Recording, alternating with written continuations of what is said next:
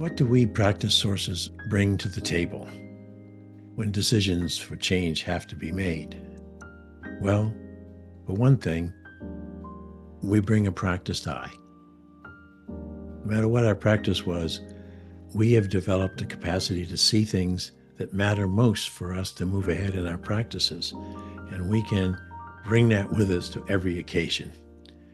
In this case, Dana and Bob are partners in a small restaurant, and they have been together for nearly 20 years, making this restaurant work until it wasn't working. Gradually, after the pandemic, instead of having customers return their regulars, they used to think of them, they were going somewhere else. They couldn't quite figure it out. They were sitting there over coffee after the restaurant closed on a particular night, and they were trying to noodle what would be the trends that have impacted them, what would be the external factors that they knew were competing against their success. Dana, who had been an amateur photographer since the seventh grade, said, "Look, let me do this. I'm going to go out, get in my car, going to drive up and down in front of our restaurants, then I'm going to park. And when I get out, I'm going to stop and look.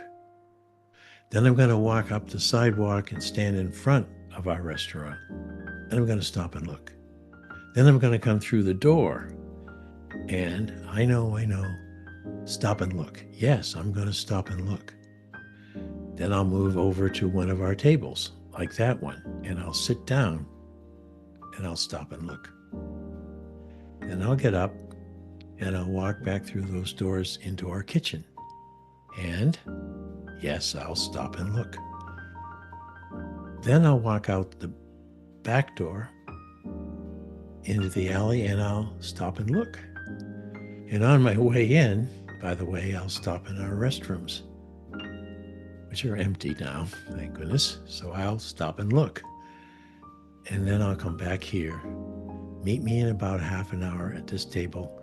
Bring some fresh hot coffee, and we're going to talk this thing through.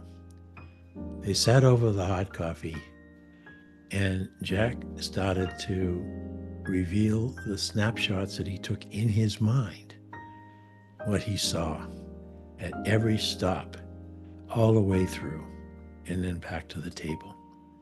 And in each instance, as they were sketching out what details seemed to be significant in Jack's mental pictures, they had quite a list in about 15 minutes of conversation. Then they looked at the list and they said, okay, what are our most doable changes that we can make right now to turn this thing around just enough so that we can make some of these other major changes that you've pointed out, like painting all our walls and what you suggested about updating some of that kitchen equipment. But first, look at this list. How come we, who've been in and out of this place for half our lives, have missed all this? And Jack said, it's my photographer's eye. The snapshots that I take should represent what's actually there to the naked eye. When I show my pictures to others, this is what I saw at that moment when I went snap.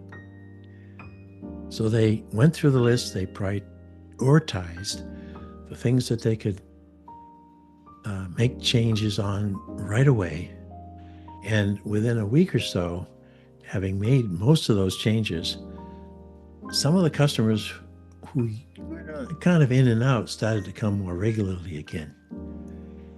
For a quick example, one of the snapshots pointed out that not all the tableware, which they proudly laid out to make the place a little classy, wasn't matching anymore.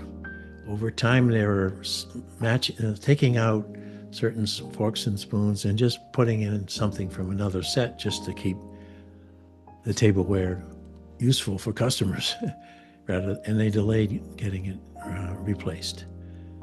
Now they made the replacement. And one of their fussiest regulars always came at lunch until recently, sat down and looked and said, "Hey, the tableware matches." He noticed that and it bugged him when it didn't match. He was fussy. He found a place where the tableware matched. Now he's back to a place where the tableware matches. Thanks to Dana's practice eye, this restaurant is on the mend and about to become more successful again. Practice eye. You can use yours anywhere that people are not seeing everything there is to be seen.